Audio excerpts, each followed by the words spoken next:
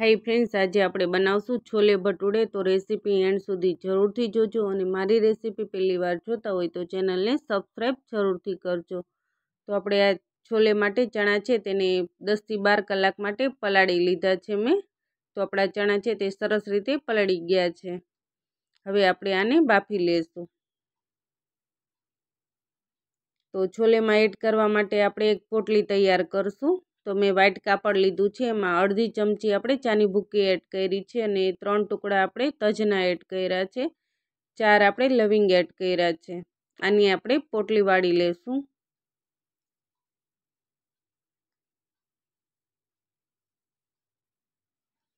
आ रीते आपणे पोटली वाળી लेवानी छे। आ रीते हवे आपणे कुकरमां पाणी लई लीधुं छे, एमां आपणे आ चणा छे ते आपणे एड करी देशुं। हवे आपणे आ पोटली छे ते आपणे कुकरमां मूकी देशुं। स्वाद प्रमाणे आपणे मीठुं एड करशुं। हवे आपणे कुकर बंद करी अने 3 થી 4 सीटी थवा देशुं। आमां सीटी थाय त्यां सुधीमां आपणे शाकनो मसालो तैयार करशुं। तो आपणे 2 चमची धाणा एड करशुं, 1 चमची जीरुं एड करशुं, 1 चमची वरियारी एड करशुं, 7 થી 8 नंग मरी लीधा छे ते एड करशुं, 1 तजनो टुकड़ो एड करशुं, 3 आपणे एलची लीधी छे ते एड करशुं, 4 आपणे लविंग लीधा छे ते एड करशुं अने 4 सूका लाल मरचा लीधा छे ते एड करशुं। हवे आपणे आने धीमा गैस पर शेकी लेशुं 2 થી 3 मिनिट माटे। आमां तमारे थोड़ुं जायफळ अने थोड़ी आपणे जावित्री एड करवी होय तो पण तमे करी शको, पण अत्यारे मारी पासे अवेलेबल नथी एटले मैं एड नथी कर्युं। एनो टेस्ट पण सरस आवे छे शाकमां। आ रीते आपणे मसालो छे ते शेकी लीधो छे। हवे आपणे एने ठंडू थवा देशुं। त्यां सुधीमां आपणे लोट बांधवानी तैयारी करशुं। तो 1 वाटकी आपणे दही लीधुं छे ते एड कर्युं छे। जेटલું દહીં લીધું છે તેટલી જ મેં સૂજી લીધી છે। 1 ચમચી આપણે ખાંડ એડ કરશું। સ્વાદ પ્રમાણે આપણે મીઠું એડ કર્યું છે અને 2 ચમચી આપણે તેલ એડ કરશું। આને આપણે હલાવી લેશું। તો સૂજી છે તેને આપણે આ રીતે સરસ રીતે મિક્સ કરી લેવાની છે અને 5 થી 7 મિનિટ માટે પલાળવા દેશું આપણે સૂજીને। આ રીતે તો આપણી સૂજી છે તે સરસ રીતે પલળી ગઈ છે। હવે અડધી ચમચી મેં ઈનો એડ કર્યો છે। એમાં ઈનો એક્ટિવ કરવા માટે 1 ચમચી પાણી એડ કર્યું છે। હવે આપણે મેંદાનો લોટ એડ કરશું। તો 1 વાટકી મેં મેંદાનો લોટ એડ કર્યો છે। ફરીથી આપણે અડધી વાટકી એડ કરશું એટલે 1.5 વાટકી આપણે મેંદાનો લોટ એડ કર્યો છે। આને આપણે આ રીતે સરસ રીતે મિક્સ કરી લેશું। પહેલા આપણે પાણી એડ નથી કરવાનું, આ રીતે બધું સરસ રીતે મિક્સ કરી લેવાનું છે। હવે આપણે જરૂર પડે એ રીતે આપણે થોડું થોડું પાણી એડ કરતા જવાનું। તો થોડો સોફ્ટ એવો લોટ બાંધી અને તૈયાર કરી લેવાનો છે।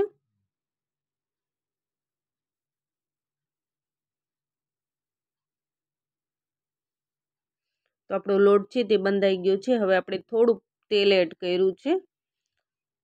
ફરીથી આ રીતે હાથેથી મસળી લેશું। આ રીતે એકદમ સોફ્ટ લોટ બાંધી અને તૈયાર કરી લેવાનો છે। હવે આપણે આને ઢાંકી દઈશું। તો હું અત્યારે 1 કલાક માટે ઢાંકીને રહેવા દઉં છું। જો તમારી પાસે વધારે ટાઈમ હોય તો તમે 3 થી 4 કલાક માટે પણ રહેવા દેજો। તો મેં કાંદા છે તેને ક્રશ કરી લીધા છે, ટમેટા છે તેને પણ ક્રશ કરી લીધા છે અને આદુ મરચાં અને લસણની પેસ્ટ છે તે તૈયાર કરી લીધી છે અને જે શેકેલો મસાલો હતો તે આપણે ક્રશ કરી લીધો છે। હવે આપણે કુકર ચેક કરી લેશું। કુકરમાંથી આપણે આ પોટલી છે તેને બહાર કાઢી લઈશું। હવે આપણે ચેક કરી લઈશું કે આપણા ચણા છે તે કૂક થઈ ગયા છે કે નહીં। તો એકદમ સરસ રીતે કૂક થઈ ગયા છે। હવે આપણે શાકની તૈયારી કરશું। તો તેલ આપણે પેનમાં ગરમ કરવા મૂકી દીધું છે।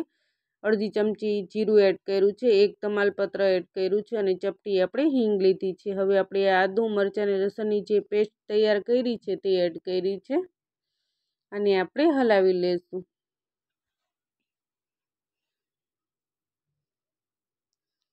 તો મેં 2 મોટી સાઈઝના કાંદા છે તેને ક્રશ કરીને લીધા છે, તે આપણે એડ કરી દઈશું। આ રીતે ક્રશ કરીને એડ કરવાથી શાકનો ટેસ્ટ છે તે એકદમ સરસ આવે છે। ચપટી આપણે હળદર એડ કરશું અને સ્વાદ પ્રમાણે આપણે મીઠું એડ કરશું। આ રીતે આપણે થોડી વાર માટે કાંદા છે તેને તેલમાં સાતળી લેવાના છે।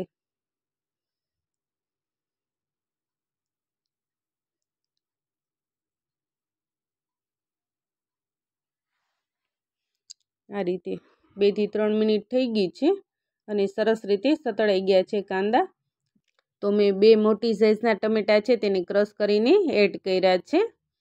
તો આ રીતે ક્રશ કરીને એડ કરવાથી શાકનો ટેસ્ટ છે તે એકદમ સરસ આવે છે।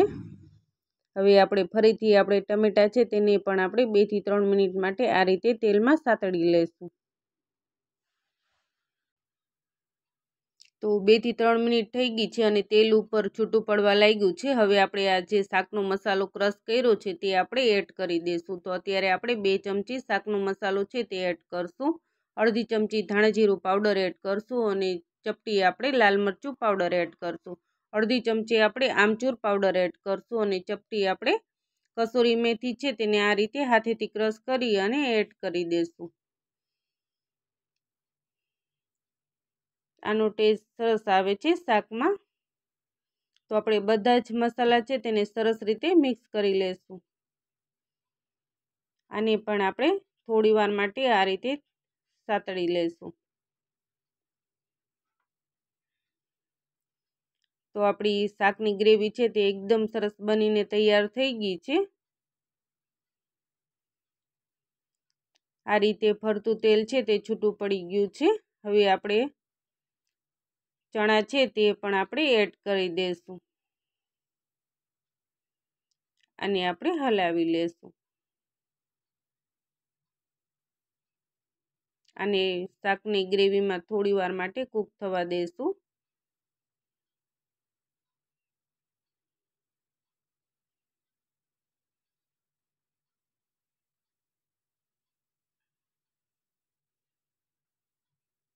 હવે આપણે થોડું ગરમ પાણી કરેલું છે તે આપણે એડ કર્યું છે।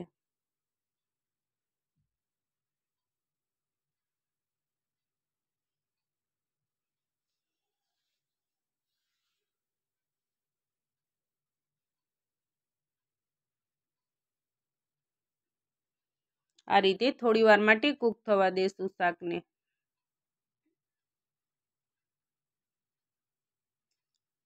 તો તમે જોઈ શકો છો કે એકદમ સરસ આપણું શાક છે તે બનીને તૈયાર થઈ ગયું છે।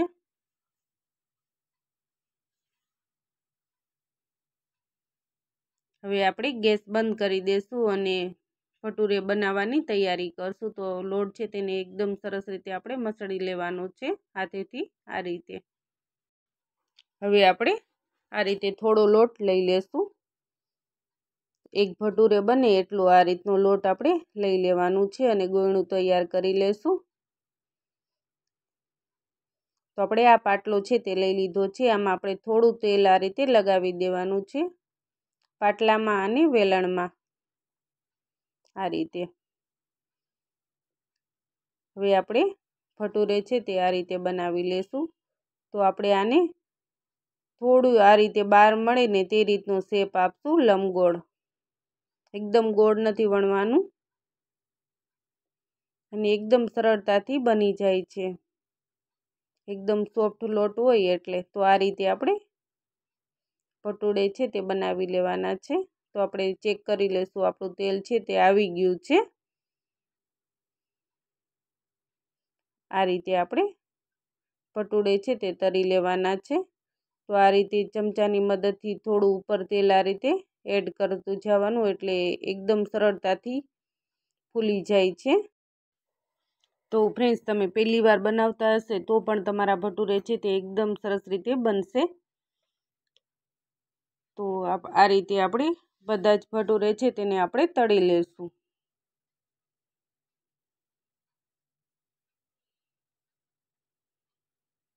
આ રીતે થોડા ગોલ્ડન બ્રાઉન થાય ને ત્યાં સુધી આપણે એને તળવાના છે। એકદમ સરસ રીતે ભટુરે છે તે બનીને તૈયાર થઈ ગયું છે। આ રીતે બધા જ ભટુરે છે તેને આપણે તળી લેશું। હવે આપણે સર્વ કરી લેશું। તો આપણે પ્લેટ લઈ લીધી છે।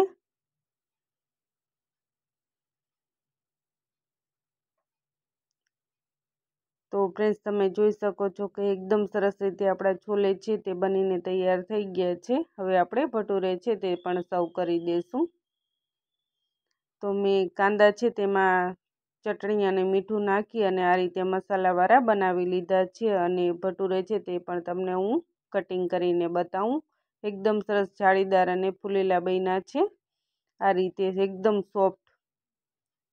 તો ફ્રેન્ડ્સ એકદમ સરળ અને સિમ્પલ રીતે આપણા છોલે ભટુરે છે તે બનીને તૈયાર થઈ ગયા છે। Thank you for watch.